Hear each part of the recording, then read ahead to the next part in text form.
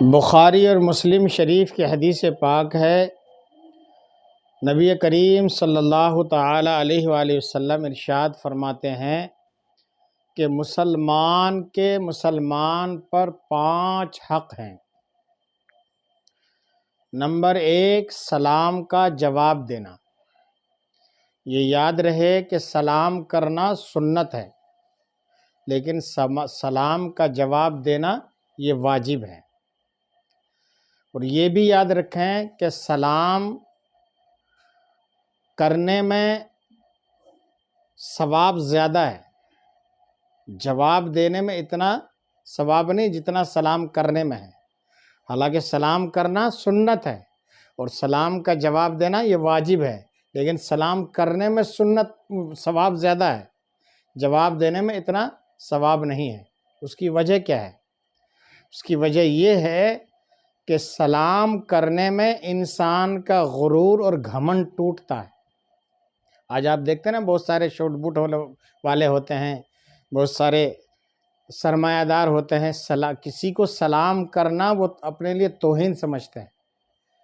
ان کا نظریہ یہ ہوتا ہے کہ لوگ ہمیں سلام کریں، ہم دولت مند ہیں، پیسے والے ہیں، بڑے عہدے والے ہیں، تو وہ کسی کو سلام کرنا توہین سمجھتے ہیں۔ تو اس لیے سلام کرنا سنت ہے اور سلام کرنے میں ثواب زیادہ ہے، اور جواب دینا واجب ہے، لیکن جواب دینے میں ثواب کم ہے۔ تو وہ کام کریں کہ جس میں ثواب زیادہ ہو۔ تو اللہ کے رسول نے فرمایا مسلمان پر 5 حق ہیں۔ پہلا حق سلام کا جواب دینا۔ دوسرا فرمایا مریض کی عیادت کرنا، کوئی بیمار ہو بیمار پرسی کرنا، خبر و خیریت کے لیے جانا، یہ ایک مسلمان کے اوپر حق ہے، اس کو کہتے ہیں عیادت کرنا۔ تیسرا فرمایا کہ جنازے کے ساتھ جانا، کوئی انتقال کر جائے اپنا مسلمان بھائی تو اس کے جنازے کے ساتھ جانا یہ مسلمان پر حق ہے۔ فرمایا چوتھا کہ کسی کی دعوت کو قبول کرنا، کوئی دعوت کرے تو آپ اس کی دعوت کو قبول کریں۔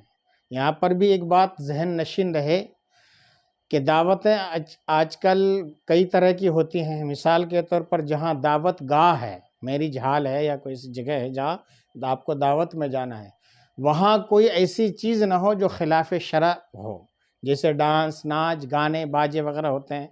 تو ایسے لوگ، خاص طور پر جو مذہبی لوگ ہوتے ہیں، ایسے لوگوں کو ایسی جگہوں میں جانے سے پرہیز کرنا چاہیے۔ دعوت قبول کرنے سے مطلب یہ نہیں کہ وہاں جائیں آپ۔ کسی نے آپ کو دعوت دی، اگر وہاں جگہ درست یعنی خرافات نہیں ہیں، ڈانس، گانے، باجے وغیرہ نہیں ہیں، تو آپ وہاں جائیں، کھائیں بھی، دعوت قبول کریں، یہ دعوت آپ کی قبول ہو گئی۔